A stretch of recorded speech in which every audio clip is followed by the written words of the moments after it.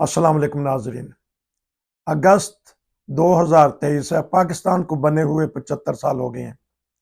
इन 75 सालों में हमने क्या खोया, क्या पाया? क्या हम एक कामयाब मुल्क हैं या एक नाकाम रियासत है? और हमारा जो अदालती निज़ाम है, आया लोग उस पर मुतमिन है?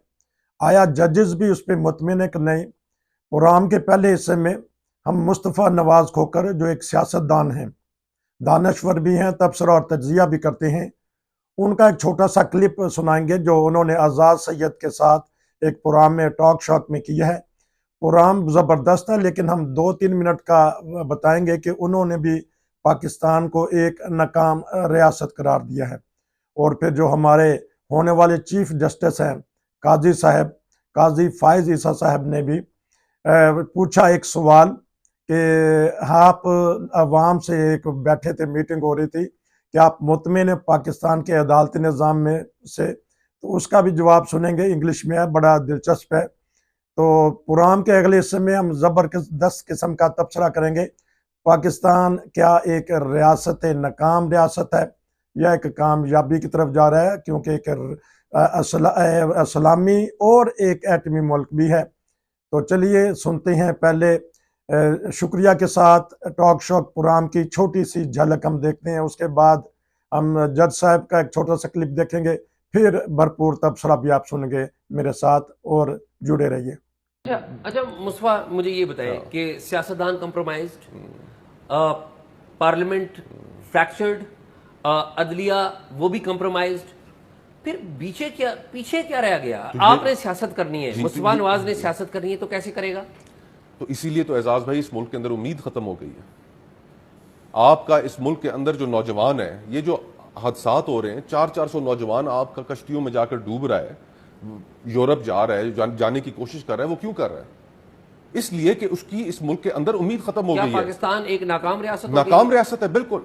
और समझते हैं कि पाकिस्तान एक नाकाम रियासत? बिल्कुल। पाकिस्तान एक नाकाम रियासत की डेफिनेशन क्या होती है?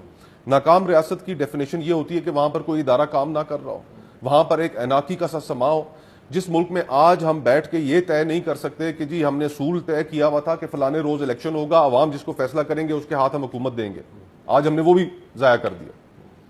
कोई आपस में जो बाहमी कॉन्ट्रैक्ट है, सोशल कॉन्ट्रैक्ट है, जो मुआहिदा है, वो एग्जिस्ट ना करे, उसकी कोई वैल्यू ना हो इस मुल्क में। सेहत ना हो, तालीम ना हो, अस्पताल काम ना कर रहे हो, स्कूल कॉलेज काम ना कर रहे हो, हमारे मुल्क में है। तो कौन सी ऐसी चीज है जो ठीक काम कर रही है, मुझे बता दें। अच्छा, ये बातें जो इशारी है, इंडेक्स है, वो तो यही है जो बात आप कर रहे हैं, ठीक है, लेकिन मुझे ये बताएं होप क्या है? होप अभी नहीं है। मुझे ये बताएं होप क्या है? होप अभी नहीं है। और होप जिनके जिम्मे थी जनरेट करना, जिनके जिम्मे होप जनरेट करना थी, जो सालारे काफिला थे, जो काफिलों की रहनुमाई करते हैं, आप उनको देख लें कि वो अपनी पावर पॉलिटिक्स और इक़्तिदार के लालच में मगन है, उसके अलावा उनकी कोई और सोच ही नहीं है। इमारत गिरने वाली है, इसको अभी ये गिरेगी और इसके गिरने के बाद एक नई इमारत खड़ी करने की बात होगी। अभी ये जो सामने तुम्हारी इमारत खड़ी है, इसमें तो कोई शक नहीं है कि ये गिरने वाली है। और देखिए एजाज भाई, इन पिछले 40 सालों में इतनी रेडिकलाइजेशन हमारे इस मुल्क में हुई है, रियासत ने मजहब को जिस तरीके से अपनाया है, फिर उसमें अफगानिस्तान का जो हमारी एक रौला रहा, तो इन सारी चीजों की वजह से हमारा जो नौजवान है, यकीन करें उसके गले पे आपने हाथ रखा हुआ है, आप उसको जिंदगी नहीं गुजारने दे रहे। हमें अंदाजा ही नहीं है कि इस मुल्क में नाउमीदी कितनी है, इस मुल्क में हमारा फेलियर कितना बड़ा है, और हम लोगों को किस नहज पे हमने पहुंचाकर खड़ा कर दिया कि वो ये मुल्क उनके लिए जहन्नुम बन चुका है। इस मुल्क में इंसाफ नहीं है, आपकी इज्जत नफ्स का तहफ़्फ़ुज़ नहीं है, कुछ भी नहीं है इस मुल्क में रखा।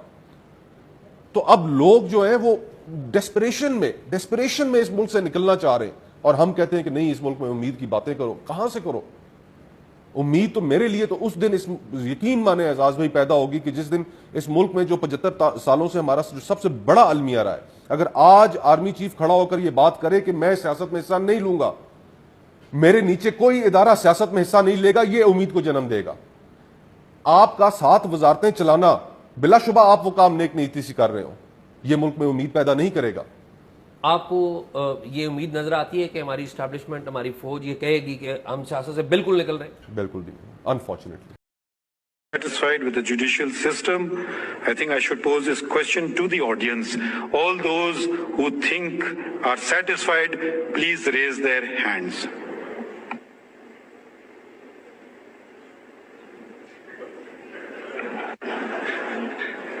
we've got a F grade. So we secured a F. High Court Bar Association, do you think that the actual stakeholder is satisfied with the judicial system? I think I should pose this question to the audience.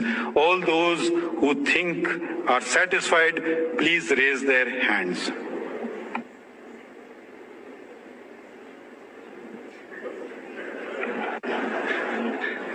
We've got a F. नाजरीन, मेरे साथ हैं Sweden से अब्दुल कयूम साहब। बड़े दर्द दिल से पाकिस्तान के हालात के बारे में पता करते हैं। हमने पहला क्लिप जो चलाया है कि रियासत पाकिस्तान एक नाकाम रियासत है, इस पर हम प्रोग्राम करेंगे और अदालती निज़ाम पे भी बात करेंगे। जी अस्सलाम वालेकुम। जी वालेकुम सलाम जी नसीर साहब। सर, आप अक्सर ही कहते रहते हैं कि पाकिस्तान ये चलने वाला नहीं है, करप्शन अरूज पे है, अदालती निज़ाम इस तरह का है। तो मौजूदा हालात पे भी बात करेंगे। 75 साल हो चले हैं, अगस्त का महीना है। बताइएगा, रियासत पाकिस्तान नाकाम है या कामयाब है, या क्या बैन अल-अक़वामी खबरें हैं? जी ऐसे ही है। 75 साल में अगर पाकिस्तान सही चलता तो पाकिस्तान आज बहुत सारे मुल्कों के या तो बराबर होता या उनसे आगे निकल गया होता। हम 75 साल गुजारने के बावजूद हम बहुत से छोटी छोटी जो मुल्क हैं दुनिया उनसे भी पीछे हैं।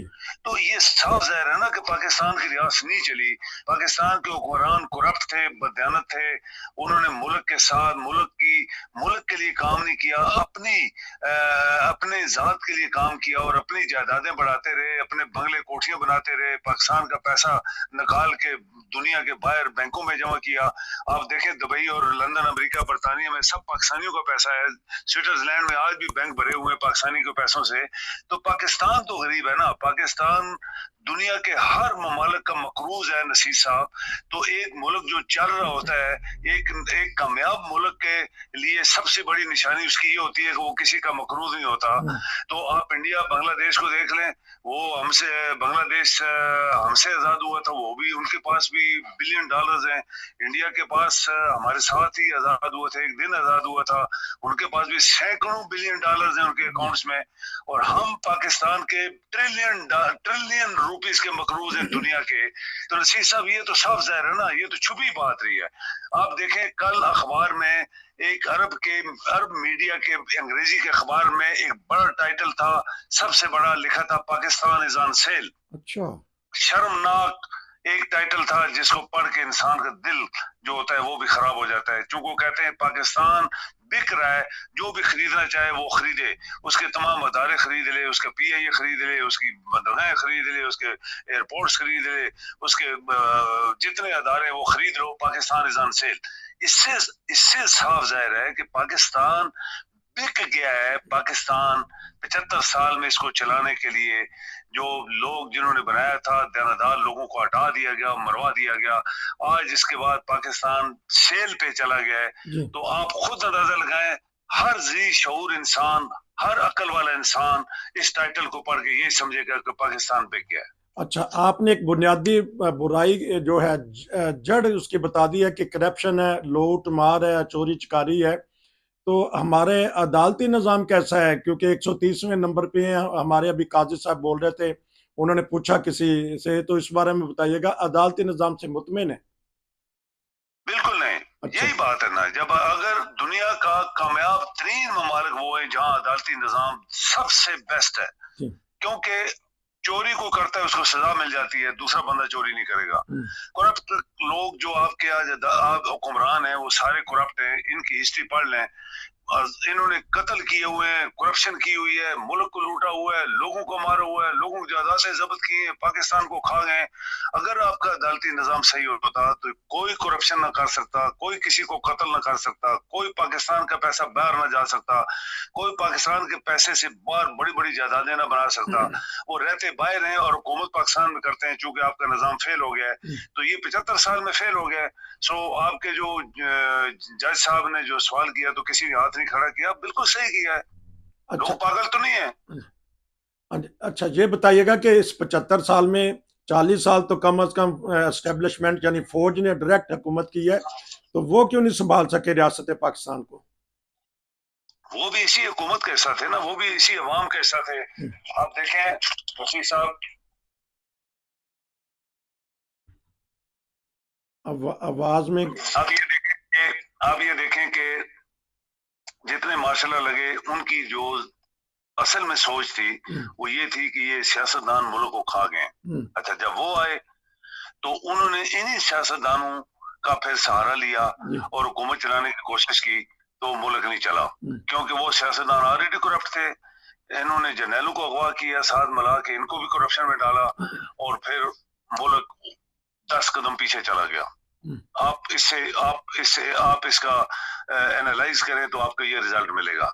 सो पाकिस्तान सिर्फ जैसे पाकिस्तान बनाने वालों ने दानेदारी से बनाया था, और उनके लोगों ने चाय पीना आराम समझा था, और उनके लोगों ने, जजेस ने, उसने बोला सीआईबी में पाकिस्तान के अपने पेन से निकाल के घर जाऊंगा, तो वो लोग थे। अगर ऐसे लोग चलते तो पाकिस्तान आज शायद एक शाइनिंग स्टार होता दुनिया में कि ये इस्लामी मुल्क बना था, इसने क्या तरक्की की है। आज तो हम मकरूज हैं, आज तुम्हारा मुंह काला है, हम तो किसी को आंखें नहीं दिखा सकते। आज तो सेल पे चला गया पाकिस्तान। ये वो है जो अरब मुल्क के अखबार ने निकाला कि पाकिस्तान इज ऑन सेल। और 2 मिनट पहले मैं आपको बताऊं, 2 मिनट पहले अभी मैं चाइनीज एक टेलीविजन अंग्रेजी में सुन रहा था, सिर्फ 2 मिनट पहले, आपके इस कॉल से पहले, वो उसके ऊपर present chief of army staff के बारे में चाइनीज अंग्रेजी में खबरें दे रहे थे कि ये जो मौजूदा चीफ ऑफ आर्मी स्टाफ है ये गलत तरीके से बना है, और पूरी पाकिस्तान की कौम इसके खिलाफ है। अच्छा। ये चाइनीज टीवी अंग्रेजी में खबरें दे रहा है। अच्छा, ये तो बड़ी खतरनाक आपने बात बता दी। हालांकि पाक चीन दोस्ती तो बड़ी मशहूर है। ये बताइएगा, जो हमारी रियासत में एक पुलिस का अदारा भी है, क्योंकि अदारों पे आज हम बात कर रहे हैं, आपने जज अदलिया पे बात की, इस्टेब्लिशमेंट पे बात की, पुलिस आया वो अपना सही किरदार अदा कर सकी है कि नहीं, इसको नाकामी तक पहुंचाने में रियासत पाकिस्तान को पुलिस का क्या किरदार है? 200% माइनस। अच्छा। -200। क्योंकि जब आपके अदारे, जैसे अदालत जो होती है वो सबको ठीक करती है, अदालत एक स्टिक होती है, जो इंसाफ की स्टिक होती है, वो सब लोगों को सीधा करती है। जब अदालत खुद नहीं चल सकी, आपका जस्टिस सिस्टम ही फेल हो गया है, तो पुलिस तो फिर देखती है कि ऊपर मार्शल लगा है, नीचे जजेस जो बिके हुए हैं, वो तो 200% रिश्वत ले रहे हैं, खा रहे हैं, लोगों को जलील कर रहे हैं, लोगों के साथ जुल्म कर रहे हैं, औरतों के साथ जुल्म कर रहे हैं, बच्चों के साथ लोगों की जायदादें खींच रहे हैं। तो पाकिस्तान की रियासत आज जो अनसेल हो गई है, ये वो मैं बयान दे रहा हूँ जो अरब के एक टॉप के अखबार मिडिल ईस्ट न्यूज ने दी है कि पाकिस्तान अनसेल, जो दुनिया में खरीदना चाहता है पाकिस्तान चला जाए उसको खरीद ले। अच्छा। ये शर्मनाक न्यूज है जो आज उन्होंने अरब के न्यूज़पेपर ने दी है। दूसरी, मैंने आपको बताया कि चाइनीज जिनको आप दोस्त कहते हैं वो दोस्त हैं, लेकिन दोस्त इसलिए तो नहीं है ना कि आप अपने मुल्क को खाते जाएं, आपके मुल्क के साथ जुल्म करते जाएं, आपको पाकिस्तान की दौलत बाहर भेजते जाओ, चीन आपको पैसा देता जाए। क्या चीन पागल मुल्क है जो हमसे 2 साल बाद आजाद हो गया, दुनिया की सुपर ताकत बन गया है? तो वो तो ये बर्दाश्त नहीं कर सकता ना। उसने चीफ ऑफ आर्मी स्टाफ के खिलाफ जो अंग्रेजी की खबरों में टाइटल दिया है, ये बहुत खतरनाक बात है जो आज हमने सुनी है। अच्छा, ये भी हम नाजरीन ये भी आपको खबर दे रहे हैं और इसके ऊपर तबसरा भी करेंगे। ये बताइएगा कि रियासत को नाकाम करने में हमारे उलमा का क्या किरदार है? वो इस्लाम का नाम लेते लेते इस्लामाबाद जा बैठे। Totally fail. अच्छा। कोई उलमा नहीं है। अच्छा। मैं ध्यानदारी से आपको बता सकता हूँ, मैं भी मुसलमान हूँ, आप भी मुसलमान हैं, हम कुरान पढ़ने वाले लोग हैं, अल्लाह को याद करने वाले लोग हैं। हमें पता है कायनात किसने बनाई है और कौन चला रहा है, कौन इसका मालिक है, किसको हमने जवाब देना है। ये लोग टोटली फेल हुए हैं। अच्छा। ये फेक किस्म के उलमा हैं, फेक, जाली, दाढ़ियां रख ली हैं, एक आयत नहीं पढ़ सकते कुरान की। हकीकत में कुरान इनको पढ़ना नहीं आता, कुरान का मतलब इनको नहीं है। जाली दाढ़ियां रख के लोगों को बेवकूफ बना के, और खासकर देहातों में जो 70% लोग देहात में रहते हैं, इन पीरों ने, इन मुल्लात ने उनको बेवकूफ बनाया हुआ है, और गलत किस्म के उनकी बातें बताते हैं और पैसा कमाते हैं। खुद यूनिवर्सिटी बनाई हुई है, कॉलेज बनाए हुए हैं, मेडिकल क्या कहते हैं अस्पताल बनाए हुए हैं, अपने नाम के ऊपर पैसा गरीबों का है, लोगों की गुर्बत की रोटियां भी खा गए, दूध भी पी गए। ये बिल्कुल जाली लोग थे। हकीकत में इस्लाम के अंदर अगर कोई उलमा पैदा होते जो कुरान अल करीम को पढ़ते, जो अल्लाह की किताब है उसको समझते और अल्लाह ने क्या डिमांड की उसके ऊपर अमल करवाते तो हम कहते ये असली मुल्ला है। ये बिल्कुल मुल्ला नहीं है, ये कोई उलमा नहीं है, ये जैली फेक किस्म के लोग हैं जो पाकिस्तान के लोगों को जिन्होंने वर्गलाया और बहुत पीछे धकेल के ले गए और इस्लाम को 1000 फिरकों में तकसीम किया इन्होंने। इस्लाम का नाम लेते लेते इस्लामाबाद चले गए और सदारत के उम्मीदवार भी हैं। ये हमारे उलमा का किरदार है। अब आती है आखिर में हमारे अवाम का क्या कसूर है इसको रियासत को नाकाम करने में? अवाम के बारे में बताइएगा।